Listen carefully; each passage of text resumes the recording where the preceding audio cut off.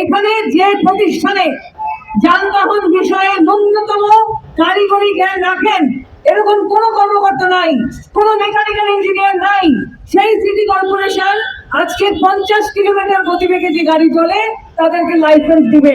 অর্থাৎ ব্যবস্থাপনা হবে না।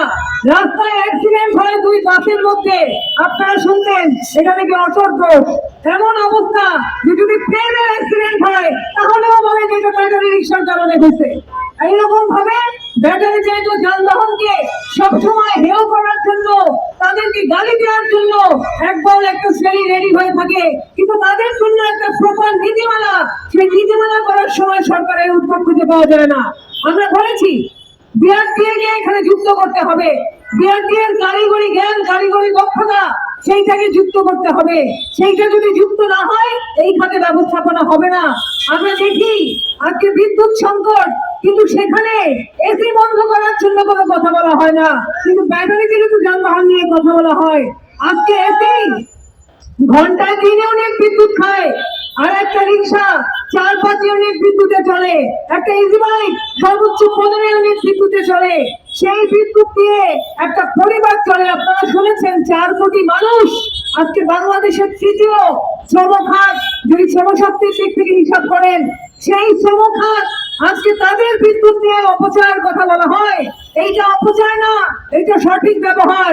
আপনারা যারা বড় লোকেরা এসি রুমে বসে এসির বাতাস খেয়ে কাগজে সই করার কাজ করেন, আপনাদের এসিগুলি বন্ধ করার সেইটা নিয়ে অপচয়ের কথা বলা যেতে পারে। বন্ধুগণ, আমরা পরিষ্কার করে বলতে চাই, ব্যাটারি চালিত যানবাহন আজকে বাংলাদেশের অর্থনীতির একটা অন্যতম উৎস। এই যানবাহনের মধ্য দিয়ে শ্রমিকরা যে টাকা আয় করে, সেই টাকা এই সালমের মতো তারা সিঙ্গাপুরে পাচার করে না, এই টাকা তারা সালমানের রহমানের মতো কানাডায় পাচার করে না।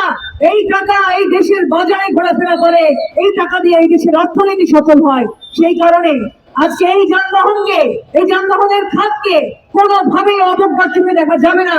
আজকে যদি অন্তর্বর্তীকালীন সরকারের যে ভুল নীতি, সেই ভুল নীতি এই সরকারও বহাল রাখে, তাহলে এই সেক্টরে কোনো শৃঙ্খলা আসবে না। বিশেষ সুবিধাভোগী গোষ্ঠী ও ব্যবসায়িক সিন্ডিকেটকে সুবিধা দেওয়ার জন্য আমাদের যে সিটি কর্পোরেশন আইন পরিবর্তন করা হয়েছে সেটা আমরা বাতিল চাই। স্থানীয় উৎপাদককে আমাদের যে ডিজাইন আছে সেটা অনুমোদন দিতে হবে। আমাদের ঢাকা, চট্টগ্রাম, সিলেট সহ আমাদের বরিশাল, ঢাকা সহ আমাদের যে নেতৃবৃন্দ আছেন তাদের নামে যে মামলা আছে সেটা প্রত্যাহার করতে হবে। আমাদের যে আমরা বলেছি লিথিয়াম ব্যাটারি, পরিবেশ বান্ধব যে ব্যাটারি, সেই ব্যাটারিকে আমাদের এখানে চালু করতে হবে।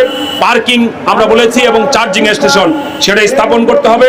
আমাদের ছাত্র শ্রমিক জনতার অভ্যুত্থানে যারা মারা গেছে, রিক্সা শ্রমিক সহ সবাই, তাদেরকে পুনর্বাসনের ব্যবস্থা করতে হবে।